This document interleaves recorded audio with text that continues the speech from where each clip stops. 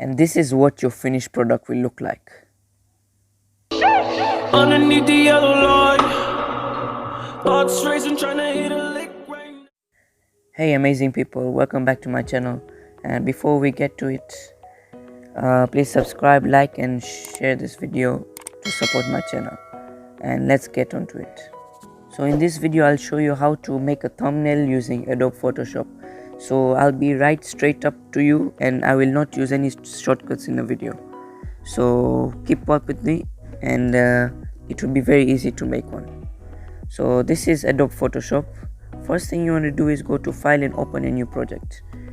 So here you need to set the custom thumbnail size. Go to pixels, set pixels, and then you need to select the width to 1280 and this to 720. That's the default screen size of any device. So there you go, that's your empty space where you need to work with. First you need to double click the background layer. By doing that you're gonna unlock the layer, and that's very important while making colors and making a thumbnail. So firstly I would like my thumbnail to be light blue. So I'll take the paint bucket tool and go down to the color option and select light blue color. That's light blue. I'm gonna select it and I'm gonna just click on the empty space and the whole thing is blue. So now you need to add text. You need text in your thumbnail. So I'm gonna write make custom thumbnails. So you need to select appropriate font and the size, and I think 72 is too small. I'll go with 120.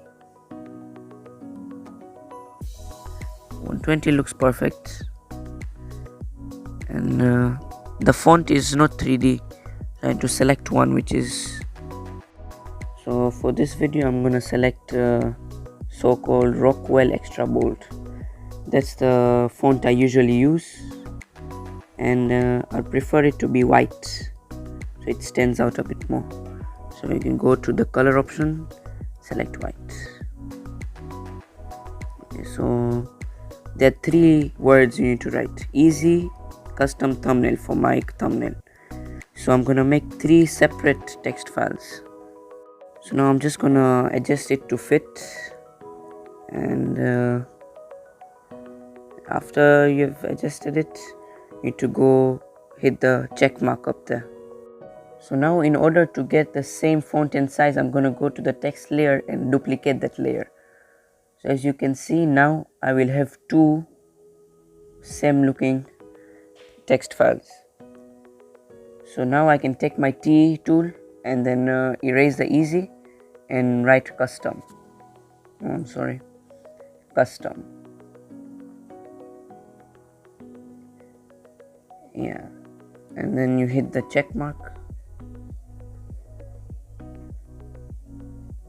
We need to adjust the font to be 120. Never forget that. You need to have a constant font size. So now I can adjust it the way I want, however I want. It's free roaming, and then I can hit the check mark after adjusting it. And now for the last one, the last layer is a thumbnail. I need to first give it the same font, 120.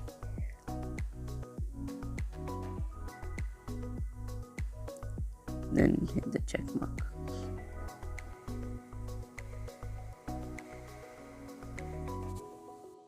So now once you have set the text files perfectly according to your size, according to your fit, you can add some effects. You go to effects and drop shadow.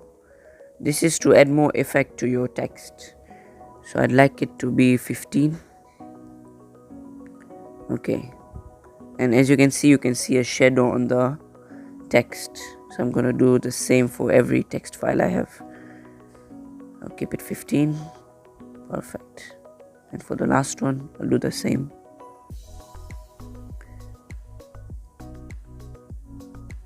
Okay, now it looks a bit more cooler.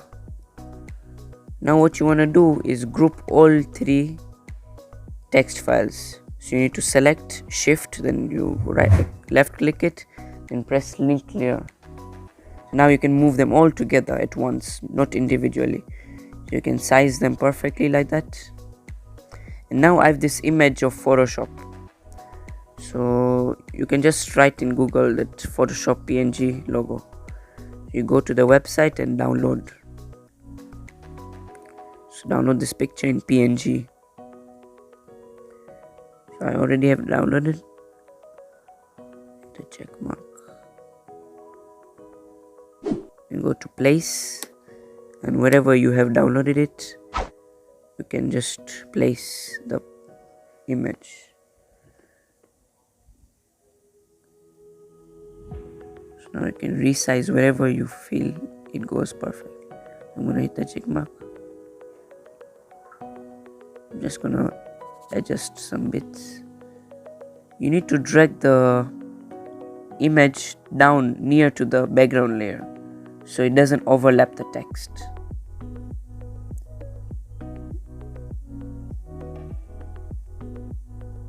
So yeah, that's done. And lastly, what you want to do is just save as. So if you still want to work on it, you save it as PSD, or if it's ready to be uploaded, you can just write the title and save it as JPEG or PNG. For example, that, and OK, and it will appear to your files. Or you can save as JPEG. That's the final format. You cannot change the picture anymore after you have saved it as JPEG. Yeah, and that's done, and there is your picture.